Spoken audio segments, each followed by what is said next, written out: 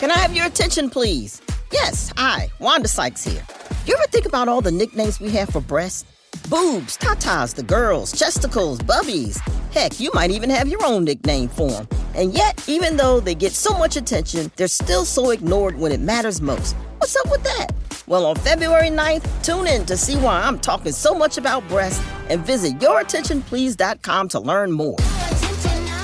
I want to introduce to you a good friend, a colleague, and one of the top economists in the country. Tomas Philipson worked as how's this? He was the chairman of Donald Trump's Council of Economic Advisors during his first term. He is, as I mentioned earlier, at the University of Chicago. I believe I forget your exact title with them, Tom, but I appreciate you coming on, and thanks for joining us this afternoon. Always good to be with you, Steve. So what is your title at your emeritus? I was a chair professor there. But I'm emeritus now. I'm still running a center, but I'm also focusing a lot on private sector activities that I'm doing in terms of actually helping people as opposed to just writing papers. What a concept. And he is also a visiting research fellow at Unleash Prosperity. And if you're not getting the Unleash Prosperity hotline, come on, what's wrong with you? Get it. It's for free. It costs you nothing. It is one of the top daily briefings you can get. And we will email it right to you for nothing.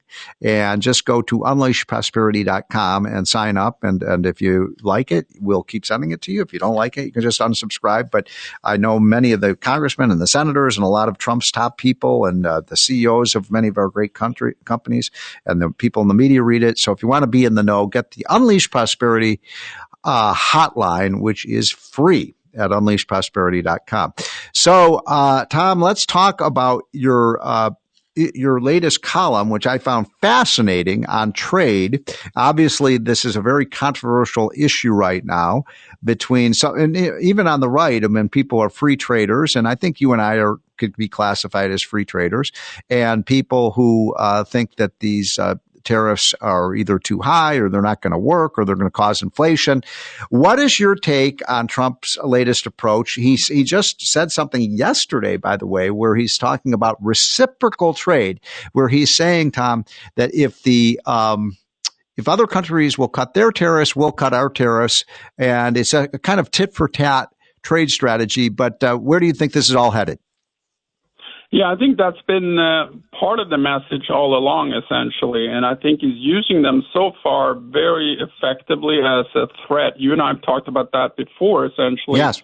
That when they're used as a threat, they're certainly not going to be inflationary because they're not going to be implemented if they're a successful threat, which they were obviously with Colombia, and also brought Mexico and Canada to the negotiation table. We'll see what happens in a month when that deadline runs out, essentially. Hold on. I want to stop you right there, because you just said something really important that I think a lot of people don't, completely understand, especially people in the media.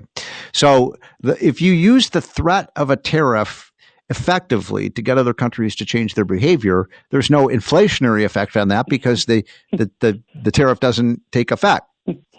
Exactly. Yeah. Right. So I think if you think about it, I've always likened it to Reagan's peace through strength, essentially.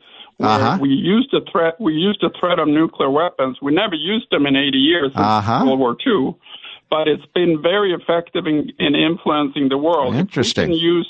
If we can use, instead of a strong military, which costs 3% of GDP every year, a little bit more, if we can use a strong economy or not trading with our strong economy as a threat, that's a cheaper threat than a military buildup, essentially. Mm-hmm. And that's what I think Trump has done. He'd done it in the first term as well, when we threatened wine tariffs on France, when they were going to tax our big tech companies with digital taxes, and they immediately stopped. So this is an ongoing sort of behavior which we've seen, which is he's very serious. I mean, he's not afraid to impose these tariffs. People understand that. And there's no way that, in my view, that Mexico exports, 75% of their exports go to U.S., is going to engage in a trade war with the U.S. They're going to back off, which they have so far. Yep. We'll see in a month, And I think, by the way, that is true. And it's also true of China as well. And China is a gigantic economy, but they cannot possibly grow their economy if they do not have access to America's consumer market. And so Trump is flexing his muscle there as well. I would anticipate, I wonder what you think, that China is now trying to say, oh, tit for tat. Are you going to raise our tariffs on us? We're going to raise tariffs on you. The problem for China is that's not going to work because they sell us about $300 billion more a year than we buy from them. So their economy is at great risk. Yeah, I think the key here in a lot of these negotiations is that we need these countries less than they need us. Exactly. That's why we have a strong bargaining position. We only import about 12% relative to our GDP. And we're a self-sufficient economy. Even Chinese imports are only 2% relative to our GDP. And that's why these tariffs are not going to be inflationary. Inflation is an economy-wide price increases. That has nothing to do with, relative prices changing for tariff goods, which may or may not happen, essentially. But it has nothing to do with inflation, which is what we saw 2 years ago, where basically the whole economy's prices, that's only caused by monetary policy and fiscal policy being out of whack. Here's John Katsimatidis Jr. Are you paying too much for your home or business heating oil? My family owns and operates United Metro Energy, and we can offer you a lower price and better service right now. No other heating oil company can match our tremendous buying power. We own our own refinery, our own storage tanks, and the largest fleet of company-owned trucks. We get a 20-cent a gallon tax credit with United Metro Energy's biofuel. We're a community-conscious, family-run business. We're here for you 24/7. Contact me anytime. Email john@umecny.com. It's Ocean Drive in Coney Island. Ocean Drive is the only luxury rentals in New York with a spectacular ocean view. You wake up in the morning and breathe that ocean air. I'll certify that you're going to live 10 years longer. When I became successful, I wanted to live on the ocean. If you have worked hard, you deserve an apartment on Ocean Drive too. Go to oceandrivenyc.com and reward yourself. If you're a policeman, fireman, doctor, nurse, or teacher, you qualify for a limited time offer at oceandrivenyc.com. Terms and conditions apply. And so this is another key point. Tom and I have been talking a lot about this, and we have a column that we've just written together on this, the point that you're making is that even if you accept the idea that the tariff may be somewhat inflation, or in other words, let's use the example that you buy toys from China and you put a tariff on those toys, then, all things equal, you're going to pay a little bit more for those toys because you're going to have to pick up the tax. But the rest, if you just look at tariffs in an isolation, you could make the argument that would cause prices to rise. But as you pointed out, all of the rest of the Trump agenda, reducing regulatory costs, cutting taxes to increase investment in the United States, producing more oil and gas and mineral resources here in the United States, those are disinflationary, are they not? Yeah, no, exactly. The key is here, I think, I'm coming back to this again and again, which is we're a self-sufficient economy relative to other export and import-dependent economies. So basically, what's much more important for price reduction or deflation is domestic trade barriers, not foreign trade barriers, essentially. What do you mean by that? What would you define for me and my audience what you mean by a domestic trade barrier? So a trade barrier domestic is, let's say you have a regulation where it takes 5 years to build a plant because of environmental regulations. That's 5 years of foregone economic activity that doesn't show up in GDP. So we have all these regulatory change or deregulatory changes, I should say, and also the spending changes, which DOGE is basically trying to implement. That's much more important. Our domestic economy is much, much bigger than what we trade with foreigners. We trade with ourselves, right? We have, people selling and buying with U.S. citizen to U.S. citizen. And that part of the economy is much bigger share of our economic activity than some 12% roughly trading with U.S. citizens and foreigners, essentially.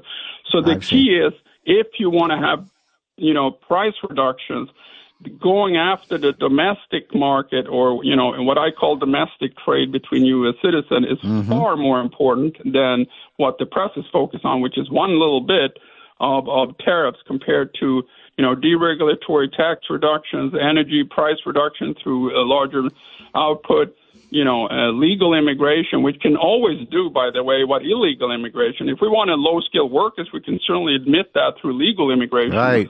It's not like we need illegal immigration to have low-skilled workers. We can always say that we want that through legal immigration. And that's going to be expanded, presumably, once we clamp down on dangerous illegal immigration. Great point. So I want to go back to one of my heroes, and I think probably one of your heroes, Milton Friedman, who was at the University of Chicago, and I would argue the greatest economist of the last century, certainly one of the most influential economists of the last century. Now, Milton Friedman was a unilateral free trader. He basically preached that we should have free trade and low trade barriers regardless of what the rest of the world did. And that was his position. And I believed in that for a long time. I think Trump has maybe changed my opinion about this a little bit. But you're not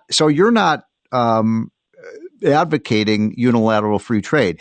Do you oppose unilateral free trade, or what is your position on this?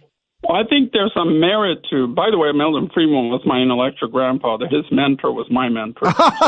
That's amazing. Okay. Yeah. So I tend to be pretty aligned with the guy. And he was a great guy, by the way. I love Milton Friedman. Incredible common sense. Just, Yes.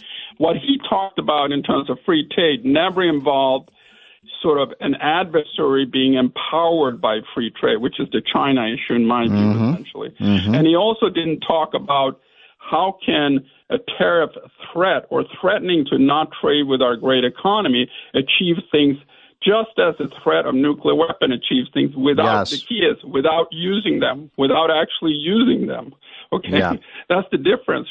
He would be against implemented tariffs, but when I talk about tariffs used as a threat, I'm talking about non-implemented tariffs, and those are certainly not inflationary, or those are certainly not implemented taxes. You and I are both against higher taxes, presumably including tariffs, but it depends if they're used as a threat or not, and that's the key distinction in my view.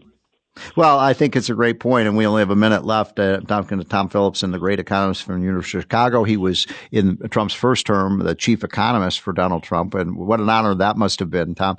But, if this works out, as you and I hope it will, then maybe we would actually move the world towards freer trade because these other countries would reduce their trade barriers. Yeah, that was true in the first term as well of Trump. There was some discussion about, can we propose a 0-0 tariff with Europe, right? Yes. And there was, circulation and certainly debate among advisors whether that was a useful policy or not.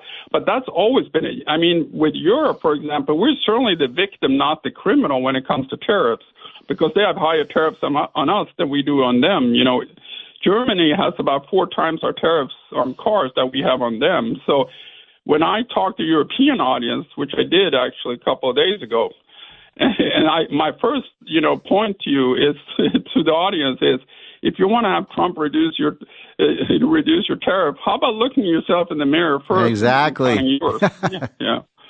Well, Tom, thanks so much for taking time out of your Saturday afternoon. That's Tom Philipson, one of the great economists in the country, served as the chief economist for Donald Trump in his first term. Larry Kudlow here with an urgent warning. While we celebrate Trump's historic win, inflation continues to drain your IRA and 401k, and China is now targeting your money with a kill shot on the dollar. That's why thousands of Americans are shielding their savings with gold and contacting the experts at Colonial Metals Group. Gold has protected American wealth through every financial war. For a free 2024 gold guide that explains everything, please go to freegoldguide.com/Kudlow or just call 800-621-3908. The experts at Colonial Metals Group are the only folks I trust to help you bulletproof your wealth with gold. Go to freegoldguide.com/Kudlow or just call 800-621-3908. That's 800-621-3908 for a free 2024 gold guide to learn how you can protect your life's work, and if you qualify for a free home safe and up to $7,500 in free silver right now. freegoldguide.com/Kudlow.